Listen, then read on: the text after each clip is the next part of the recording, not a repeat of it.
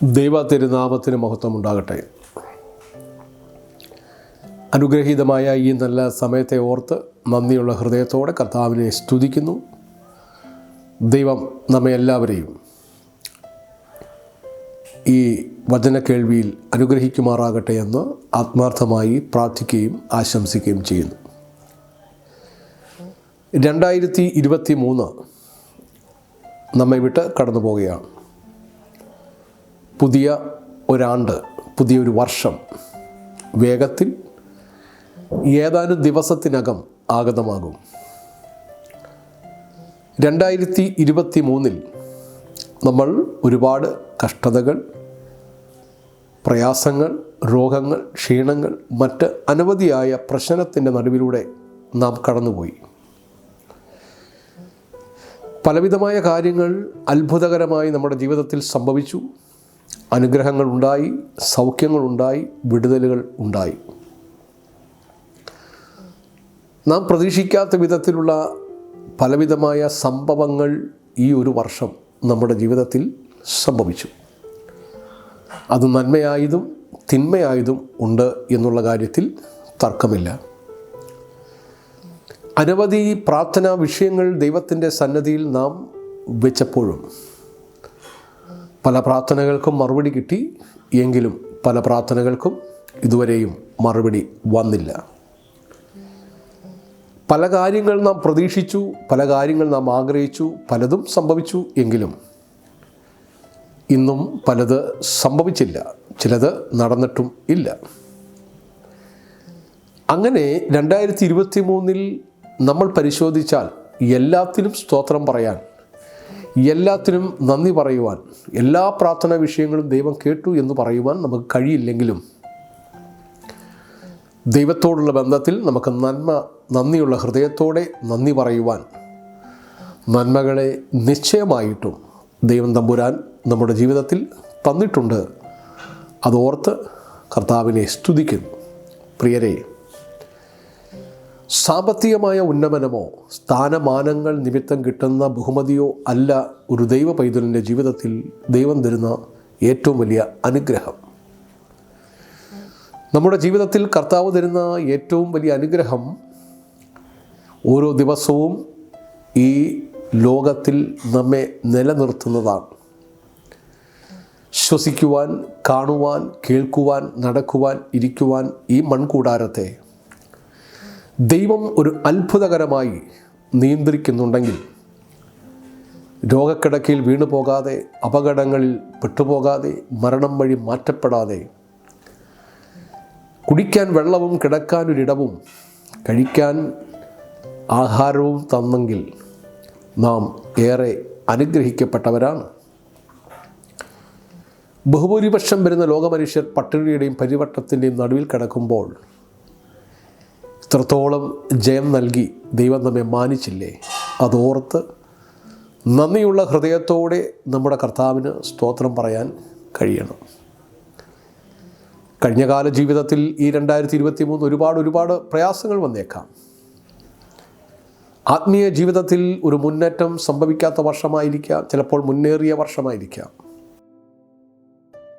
എന്നിരുന്നാലും അടുത്ത വർഷത്തേക്കുള്ള ഭാവി പദ്ധതിയിൽ 2023 അതിശക്തമായി പ്രയോജനപ്പെടുവാൻ നാം ആഗ്രഹിക്കുന്നുവെങ്കിൽ ദൈവം നമ്മെ അവൻ്റെ കരങ്ങളിൽ ഇണങ്ങിയ ആയുധമായി ഉപയോഗിക്കും എന്നുള്ള കാര്യത്തിൽ സംശയം വേണ്ട.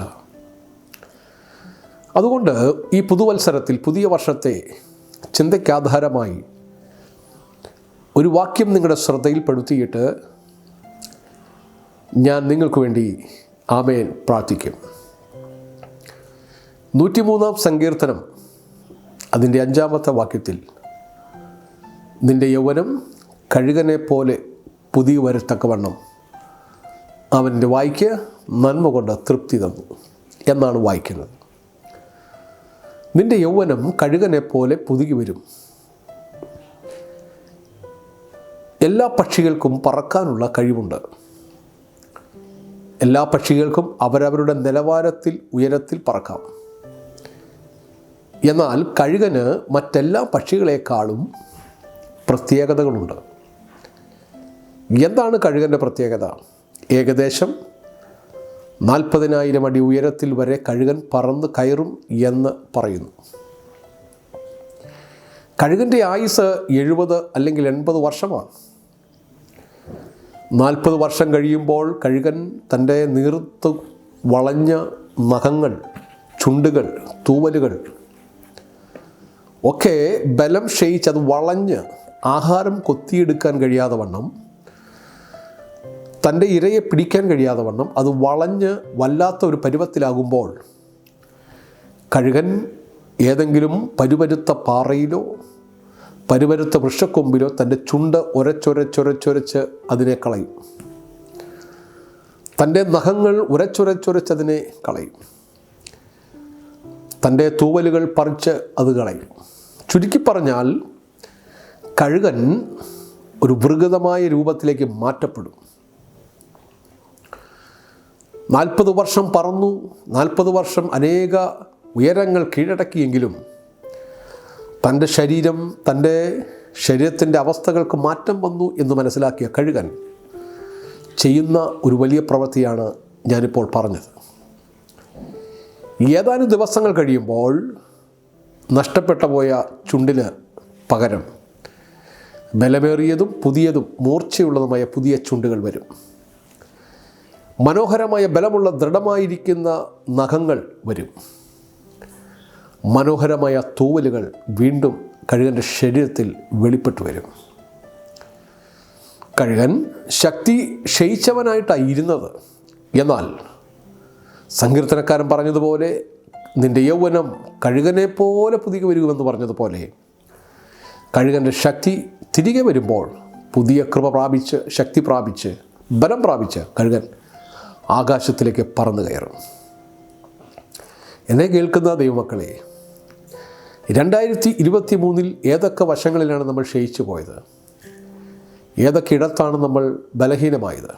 അവിടെയെല്ലാം ഒരാത്മപരിശോധന നടത്തി ദൈവസന്നിധി താണിരുന്ന് കളയേണ്ടത് കളയുവാൻ, പറിച്ചു മാറ്റേണ്ടത് മാറ്റിക്കളയുവാൻ, ഉരച്ച് കളയേണ്ടത് ഉരച്ച് കളയുവാൻ, വെട്ടിമാറ്റേണ്ടത് വെട്ടിമാറ്റുവാൻ കഴിഞ്ഞാൽ 2024 വീണ്ടും അനവധി ഉയരങ്ങൾ കീഴടക്കാൻ ശക്തീകരിക്കുന്ന ദൈവത്തിൻ്റെ പരിശുദ്ധാത്മാവ് നിങ്ങളുടെ മേൽ വരികയും കഴിഞ്ഞ കാലങ്ങളിൽ എത്തിപ്പിടിക്കാൻ കഴിയാത്ത ചില മേഖലകളെ എത്തിപ്പിടിക്കുവാൻ, പറന്നു കയറുവാൻ ദൈവത്തിൻ്റെ ആത്മാവ് നിങ്ങളെ ശക്തിപ്പെടുത്തും.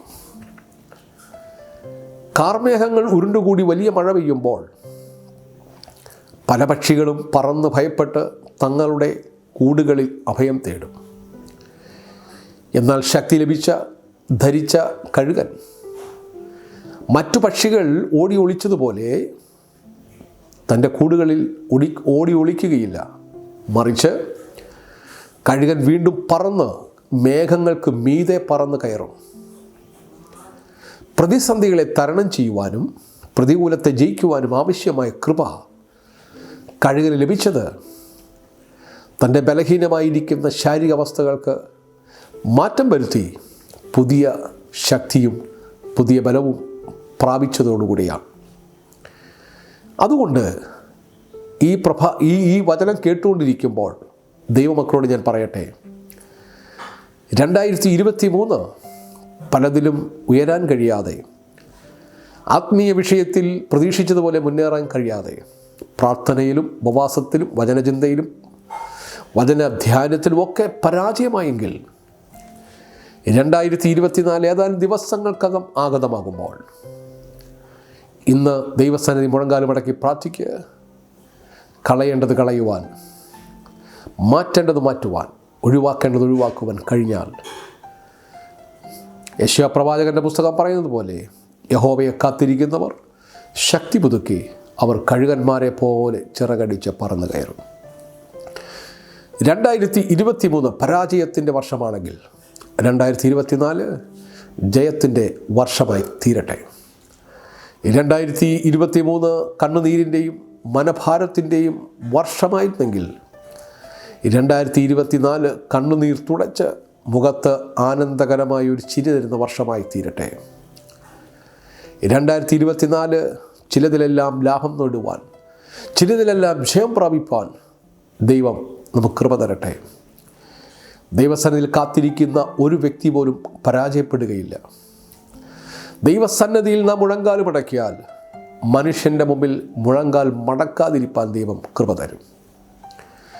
ദൈവസന്നിധിയിൽ മുട്ടുമടക്കുന്നവനെ മനുഷ്യൻ്റെ മുമ്പിൽ മുട്ടുമടക്കാൻ ദൈവം അനുവദിക്കുകയില്ല.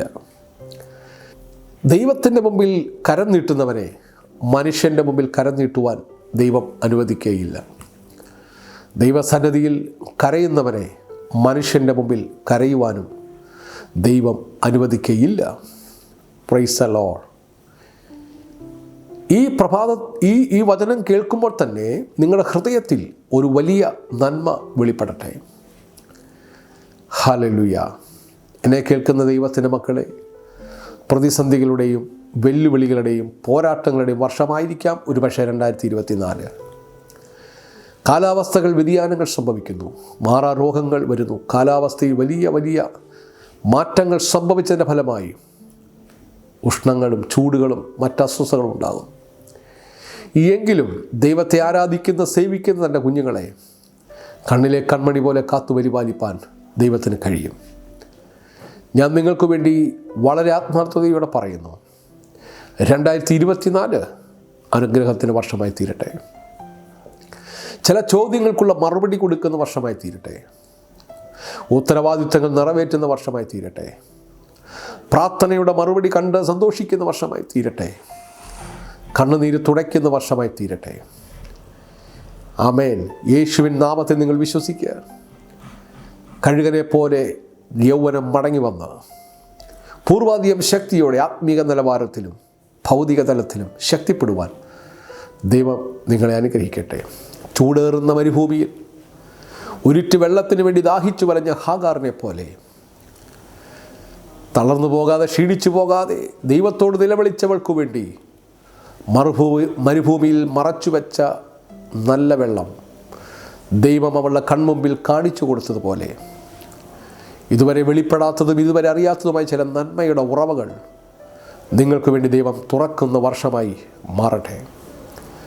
ഹാഗാറിൻ്റെ പ്രാർത്ഥന കേട്ട് ദൈവം മറുപടി നൽകിയതുപോലെ അസാധാരണമായ ചില വിഷയങ്ങളുടെ നടുവിൽ പ്രാർത്ഥിച്ചു കൊണ്ടിരിക്കുന്ന നിങ്ങളുടെ പ്രാർത്ഥനകൾക്ക് സ്വർഗം മറുപടി തന്ന് മാനിക്കുന്ന വർഷവും ആയിത്തീരട്ടെ.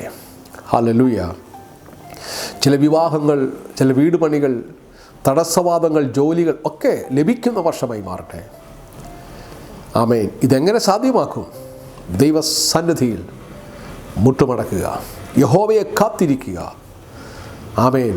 പൂർവാധികം ശക്തിയോടെ പ്രശ്നങ്ങൾക്ക് മീതെ, പ്രതിസന്ധികൾക്ക് മീതെ പറന്നു കയറാൻ ദൈവം കൃപ തരും. അതുകൊണ്ട് ഈ വരുന്ന നാളുകളിൽ, ഈ വരുന്ന മണിക്കൂറുകളിൽ, ദിവസങ്ങളിൽ ദൈവസന്നിധി മുട്ടുമടക്കി പറ, 2024 ഞാൻ യഹോവയുടെ സഹിത്വം അനുഭവിക്കുന്ന വർഷം ആയിത്തീരും. 2024 എൻ്റെ ദൈവം എൻ്റെ പ്രാർത്ഥന കേൾക്കുന്ന വർഷമായി മാറും. 2024 എൻ്റെ ദൈവം എൻ്റെ വീട്ടിൽ നിന്ന് ഏറ്റവും നല്ലത് പുറപ്പെടുവിക്കുന്ന വർഷമായി തീരും. 2024 എൻ്റെ കണ്ണുനീര് തുടയ്ക്കുന്ന വർഷമായി തീരും. അതേ ദൈവപൈതലേ, ഉള്ളം തകരുമ്പോൾ, ഹൃദയം പിടയുമ്പോൾ, ഉറ്റവരും ഉടയവരും കൈവിടുമ്പോൾ, കൈവിടാത്ത മാറാത്ത ദൈവസ്നേഹത്തിൻ്റെ ആഴം എൻ്റെയും നിങ്ങളുടെ ജീവിതത്തിൽ ശക്തമായി വെളിപ്പെടുവാൻ സർവശക്തൻ്റെ കൃപയും കാവലും നടത്തിപ്പും നമ്മോടുകൂടെ വെളിപ്പെടുമാറാകട്ടെ എന്ന് ആത്മാർത്ഥമായി ഞാൻ പ്രാർത്ഥിക്കുന്നു. ഈ പകലിൽ ഈ വചനം കേട്ടുകൊണ്ടിരിക്കുമ്പോൾ തന്നെ ദൈവാത്മാവിൻ്റെ ശക്തി നിങ്ങളുടെ ഹൃദയങ്ങളിൽ പതിയട്ടെ. ദൈവത്തിൻ്റെ ആത്മാവിൻ്റെ സാന്നിധ്യം നിങ്ങളുടെ മനസ്സുകളിൽ ശക്തിപ്പെടട്ടെ.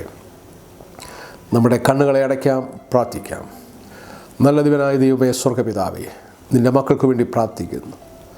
കർത്താവേ, പ്രശ്നങ്ങളുടെയും പ്രതികൂലത്തിൻ്റെയും നടുവിൽ തളർന്നു പോകാതെ 2024 പുതിയ കൃപ പ്രാപിച്ച്, പുതിയ ശക്തി പ്രാപിച്ച് നിൻ്റെ മക്കൾ ഉന്നതമായ നിലവാരങ്ങളിലേക്ക് പറന്നുയരുവാൻ അവിടുന്ന് കൃപ നൽകുമാറാകട്ടെ എന്ന് പ്രാർത്ഥിക്കുന്നു.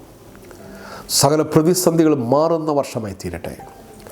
ചിലത് പുതുക്കി പണിയുന്ന വർഷമായി തീരട്ടെ. ചിലത് നേടുന്ന വർഷമായി മാറട്ടെ. അതിന് വിഘാതമായി നിൽക്കുന്ന എല്ലാ പ്രതിസന്ധികളെയും ഞങ്ങൾ ശാസിച്ചകറ്റുന്നു. ദൈവകൃപയുടെ തണലിൽ നിൻ്റെ മക്കളെ ഭരമേൽപ്പിക്കുന്നു നാഥ. യേശുവിൻ്റെ നാമത്തിൽ അവരൊരു അത്ഭുതമായി മാറട്ടെ. 2024 ഞങ്ങൾ അനുഗ്രഹിച്ചു പ്രാർത്ഥിക്കുന്നു. ദൈവപ്രവൃത്തിയുടെ ആഴം കണ്ട് സന്തോഷിപ്പാൻ കൃപ തരണമേ. അഭിഷേകത്താൽ നിൻ്റെ മക്കളെ നിറയ്ക്കണമേ. ആത്മീയ തലങ്ങളും ഭൗതിക തലങ്ങളും നിൻ്റെ മക്കളുടെ ജീവിതത്തിൽ ഒരു അത്ഭുതമായി മാറട്ടെ. എൻ്റെ കർത്താവ് ചെയ്യുന്ന അത്ഭുതങ്ങൾക്കായി നന്ദി. അവിടുന്ന് പ്രാർത്ഥന കേട്ടതിനായി സ്തോത്രം. യേശുവിൻ നാമത്തിൽ തന്നെ ആമേൻ, ആമേൻ, ആമേൻ. ഈ വചനങ്ങളാൽ സർവശക്തനായ ദൈവം തമ്പുരാൻ നിങ്ങളെ അനുഗ്രഹിക്കുമാറാകട്ടെ. ആമേൻ.